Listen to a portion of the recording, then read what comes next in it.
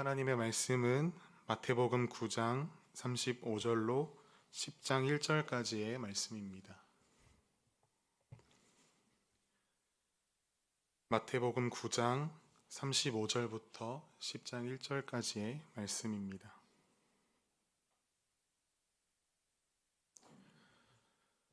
저와 여러분이 한 절씩 교독하여 읽도록 하겠습니다. 예수께서 모든 도시와 마을에 두루 다니사 그들의 회당에서 가르치시며 천국 복음을 전파하시며 모든 병과 모든 약한 것을 고치시니라. 무리를 보시고 불쌍히 여기시니 이는 그들이 목자 없는 양과 같이 고생하며 기진함이라. 이에 제자들에게 이르시되 추수할 것은 많되 일꾼이 적으니 그러므로 추수하는 주인에게 청하여 추수할 일꾼들을 보내주소서 하라 하시니라. 예수께서 그의 12 제자를 부르사 더러운 귀신을 쫓아내며 모든 병과 모든 약한 것을 고치는 권능을 주시니라. 아멘. 참된 목자 없는 양들에게 라는 제목으로 말씀을 나누겠습니다. 여러분들에게는 목자가 있으십니까? 여러분의 목자는 누구입니까? 우리가 참으로 좋아하는 성경의 구절 중에 이런 구절이 있습니다. 여호와는 나의 목자이시니 내가 부족함이 없으리로다. 다들 이 말씀 좋아하시죠? 그렇다면 정말 하나님께서 여러분의 목자이십니까? 이 고백이 그저 우리의 입술에서만 나오는 고백이 아니라 우리의 마음 깊은 곳에서 우리의 삶의 평생에 걸쳐 하나님께 올려드리는 귀한 고백이 되기를 간절히 소망합니다. 그렇다면 세상 사람들에게는 목자가 있을까요? 없을까요? 있을까요? 없을까요? 있습니다. 각자 자신의 삶을 인도하는 목자가 있습니다. 누구에게는 권력이 목자입니다. 누군가에게는 돈이, 누군가에게는 사랑이, 누군가에게는 지식이, 누군가에게는 자식이, 또 누군가에는 나 자신이 목자입니다. 그런데 이것에 문제점이 있다면 과연 무엇이 문제이겠습니까? 바로 자기 자신이 판단하여 그 무언가를 나의 목자로 삼았다라는 것입니다. 성경 속에서 우리를 종종 양이라고 묘사합니다. 일전에 제가 양의 특징에 대해서 몇 가지를 나누었던 적이 있는데 여러분 기억이 나시는지 모르겠습니다. 양의 가장 큰 특징은 시력이 나쁘다는 것입니다. 그래서 눈앞에서 뭔가 보이고 그게 움직이면 그것을 졸졸졸 따라갑니다. 또 양은 잘 속습니다. 그래서 양의 천적인 늑대나 맹수들은 양을 교묘하게 좁은 곳으로 유인해서 잡아먹는다고 합니다. 또한 양은 방향 감각이 없습니다. 내가 가는 길이 맞는 길인지 맞는 방향인지 스스로 판단하지 못합니다. 앞에 숲이 있는지 앞에 낭떠러지가 있는지 구분하지 못하고 무조건 걸어갑니다. 이 외에도 많은 특징들이 양에게 있습니다. 대부분 다 양의 연약함입니다.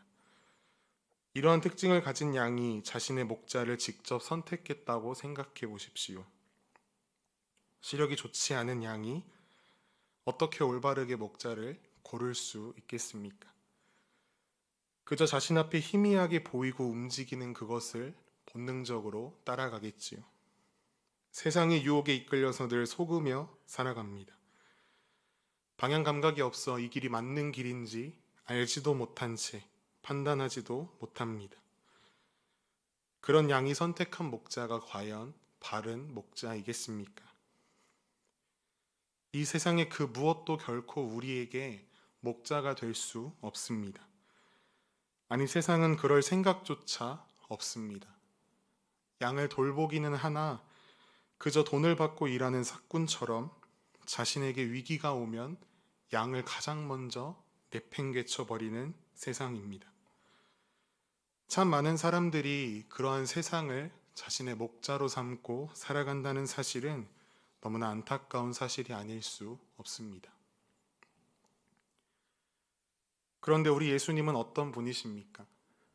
그렇게 한 치 앞도 볼 수 없고 판단하지 못하고 늘 속기만 하는 우리에게 직접 찾아오셔서 내가 너의 목자가 되어 줄게 라고 말씀하십니다.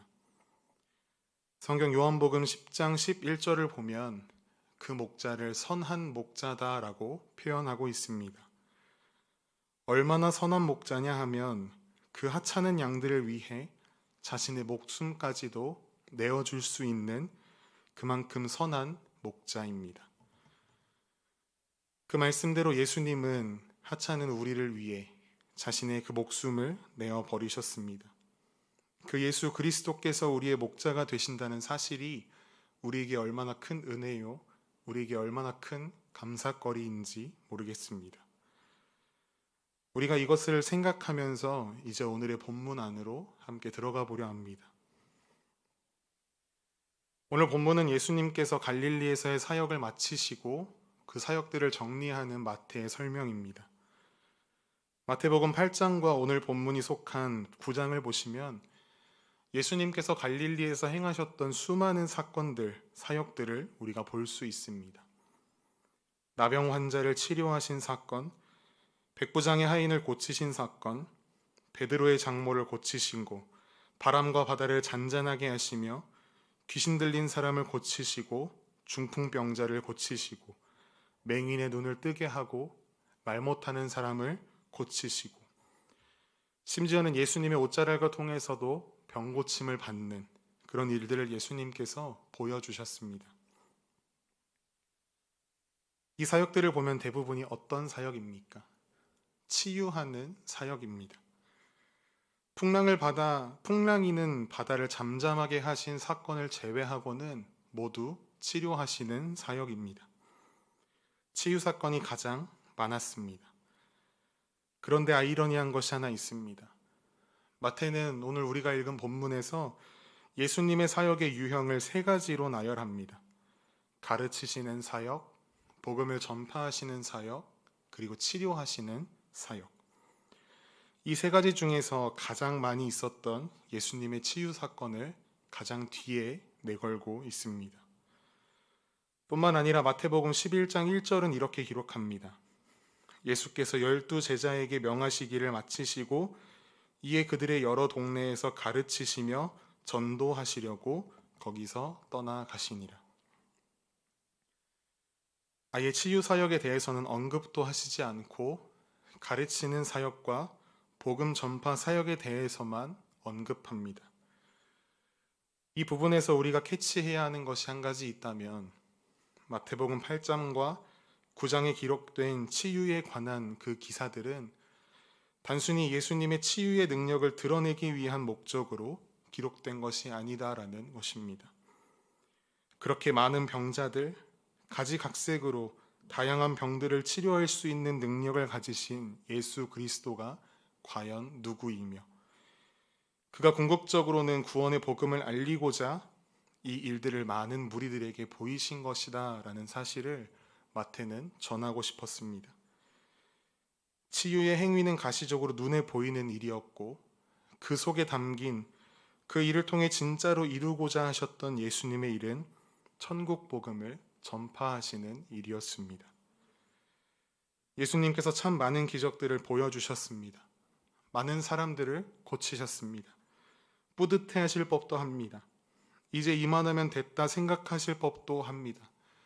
그런데 오늘 본문에서 예수님은 조금은 아이러니한 반응을 보이고 계십니다. 오늘 본문 36절에 여전히 무리를 보시며 불쌍히 여기고 계시는 예수님의 모습을 우리는 발견하게 됩니다. 그 이유가 과연 무엇이었을까요? 우리 함께 오늘 본문 36절을 읽도록 하겠습니다. 시작. 무리를 보시고 불쌍히 여기시니 이는 그들이 목자 없는 양과 같이 고생하며 기진함이라. 예수님께서 그들을 불쌍히 여기신 이유는 그들의 육신의 연약함, 그저 그들의 몸에 있는 질병 때문이 아니었습니다. 참된 목자가 없이 살아가는 그들의 삶, 그로 인해 고생하며 맥이 없이 살아가는 그들의 모습을 보시면서 그들을 불쌍히 여기시고 마음 아파하셨습니다. 이것은 그저 우리가 느끼는 연민의 감정이 아닙니다. 그들을 자신들의 죄와 질병으로 인해 고통당하는 인간을 바라보시는 하나님의 마음, 그들을 지으셨고 그들을 이제 구속하러 오신 하나님 아버지의 마음을 예수님께서 품으셨습니다. 이스라엘 백성들은 영적인 결핍 상태에 놓여 있었습니다. 종교 지도자들, 특히 바리새인들의 영적 무지함은 이로 말할 수 없는 상태였고, 그로 인해 이스라엘 백성들을 바른 길로 인도할 구실점이 그 구실점의 역할을 하지 못했습니다.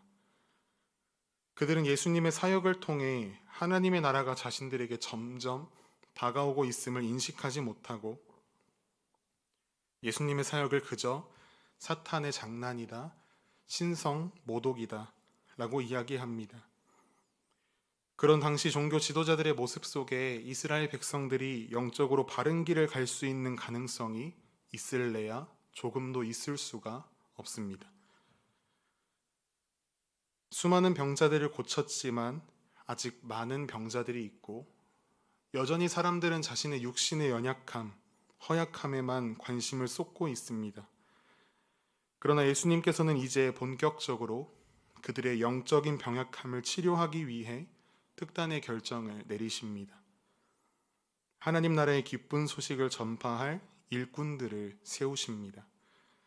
오늘 본문 37절부터 10장 1절까지 여러분들이 한 목소리로 읽어주시면 감사하겠습니다. 시작. 이에 제자들에게 이르시되 추수할 것은 많되 일꾼이 적으니 그러므로 추수하는 주인에게 청하여 추수할 일꾼들을 보내주소서 하라 하시니라. 예수께서 그의 12 제자를 부르사 더러운 귀신을 쫓아내며 모든 병과 모든 악한 것을 고치는 권능을 주시니라. 아멘. 이스라엘 백성들에게 근본적으로 새로운 실제를 펼쳐 보여주는 그 큰 일을 하기 위해서 일꾼이 필요했습니다. 이를 위해 예수님께서는 12 제자를 세우셨고 그들에게 더러운 귀신을 쫓아내며 모든 병과 모든 약한 것을 고치는 능력을 부어주셨습니다. 부름받은 제자들은 예수님의 가르침을 받아 여러 곳으로 흩어져서 하나님의 나라를 전파했습니다. 하나님께서 택하신 자들에게 복음을 가르치고 세례를 베풀고 또 그 제자들이 새로운 제자들을 양육하며 하나님 나라를 확장시키는 일을 수행했습니다. 참된 목자 없는 자들에게 참된 목자를 소개하고 이 세상에 맞춰진 초점에서 눈을 돌려 하나님 나라로 사람들의 인생이 초점이 맞춰지도록 하는 그 사역에 제자들은 자신의 인생을 내걸었습니다. 이쯤 이야기하면 사람들이 이렇게 이야기합니다. 그래서 그때 그 일이 나에게 무슨 의미가 있는데 나와 무슨 상관이 있습니까? 당연히 상관이 있습니다. 사명을 위해 12 제자가 파송되었지만 그들뿐만 아니라 당시 모든 교회의 그리스도인들이 이 사명을 감당해야 했습니다. 그리고 그 사명은 이 시대 속에 우리에게도 도착되어 있습니다. 우리와도 연관 있는 예수님의 말씀이라는 것이지요. 여러분은 모두 그 사명을 전달받으셨습니까? 이 세상을 바라보며 마음 아파하시는 하나님의 마음이 여러분에게도 있으십니까? 만일 이 마음이 여러분에게도 있다면 여러분께도 예수님께서 제자들에게 명령하신 그 고귀한 사명이 있는 것입니다. 오늘 본문 37절에 추수할 것은 많으나 일꾼이 적다. 예수님께서 이야기하십니다. 이 시대에도 이 말씀은 변함이 없습니다. 이 시대는 추수의 때입니다. 구원받아야 할 사람이 여전히 많은 세상입니다. 하나님께서 준비해 두신 영혼들이 너무나 많습니다. 고린도후서 6장 2절은 보라 지금은 은혜 받을 만한 때요 지금은 구원의 날이로다 라고 선포하고 있습니다. 사람들은 이제 부흥의 시대가 끝났다고 이야기합니다. 더 이상 예수 믿을 사람이 없다고 이야기합니다. 실제적으로 교회의 성장을 보면 수평 이동을 통한 성장이 대부분입니다. 그러나 여전히 하나님의 구원 섭리는 활발하게 진행되어지고 있음을 우리는 기억해야 합니다. 우리가 전하지 않아 놓고 수평 이동만 있다라고 말하는 것은 아닌지 이것도 한 번쯤 돌아보아야 할 문제입니다. 우리 모두는 이 일에 헌신되어야 합니다. 헌신된 일꾼들로 하나님 앞에 서야 합니다. 우리 중에 누가 이 일에 헌신하시겠습니까? 예수님 시대에도 예수님을 따르던 수많은 무리들이 있었습니다. 구름같이 많은 사람들이 예수님을 따랐습니다. 기적을 보고 체험했습니다. 배불리 먹기도 하였습니다. 그러나 정작 예수님의 사역에 함께하는 일꾼은 예수님의 제자들 그리고 70여 명이 전부였습니다. 극소수였다는 이야기입니다. 이에 예수님께서 말씀하십니다. 일꾼이 더 필요하다. 일꾼이 더 필요하다. 이 시대 가운데 누가 이 음성에 반응하시겠습니까? 오늘날 대부분의 교회 안에는 세 부류의 사람이 있다고 합니다. 첫째로는 소수의 적극적인 사람들, 둘째로는 소수의 가시와 같은 역할을 하는 사람들, 그리고 셋째로는 다수의 관망하는 사람들이 있다고 합니다. 협조도 없고 반대도 없고 동의도 없이 그저 예배에 참석하고 교회만 오가는 사람들입니다. 그런데 우리 교회에는 다 적극적인 분들만 계시니 얼마나 감사한 일이겠습니까? 사랑하는 성도 여러분, 이제 우리는 이렇게 기도해야 합니다. 하나님, 우리를 이 시대의 추수의 일꾼으로 사용하여 주시옵소서. 목자 없는 양들을 바라보며 나는 목자 있으니까, 나는 선한 목자 있으니까 괜찮아 라는 그 이기적인 신앙은 이제 내어버리고 참된 목자 없는 이들을 바라보시며 가슴 아파하시는 하나님 아버지의 마음, 그 예수님의 마음이 우리의 마음에 일어나게 하여 주셔서 여전히 세상에서 자신들의 목자를 찾아 헤매고 있는 사람들, 영원한 죽음을 향해 달려가고 있는 그들에게 복음을 전하게 하여 주시옵소서. 우리는 이렇게 기도해야 합니다. 우리는 결단하고 이러한 기도로 무장하여 하나님의 시선이 머무는 그 세상으로 나아가야 합니다. 여러분 주변에 여전히 참된 목자를 찾고 있지 못한 자가 누구입니까? 누가 그들에게 복음을 전하겠습니까? 누가 그들에게 삶으로 예수 그리스도를 나타내 보이겠습니까? 누가 그들에게 참된 목자이신 예수 그리스도를 소개하겠습니까? 이 시대 속에 하나님께서 우리에게 맡기신 사명 중에 가장 중요한 것은 복음 전파하는 사명임을 믿습니다. 달란트를 맡아서 땅에 묻어놓은 무익한 종과 그 종처럼 행동하는 것이 아니라 적극적으로 예수 그리스도의 손과 발이 되어 많은 복음의 열매들을 맺어 가십시다. 그것이 우리가 이 지역 사회의 사람들을 위해 할 수 있는 가장 가치 있는 일이라고 생각합니다. 길 잃고 헤매이는 수많은 영혼들에게 참된 목자이신 예수 그리스도를 전하고 나타내 보이는 여기 모인 우리 모두의 삶이 되기를 간절히 소망합니다. 함께 찬양하시겠습니다.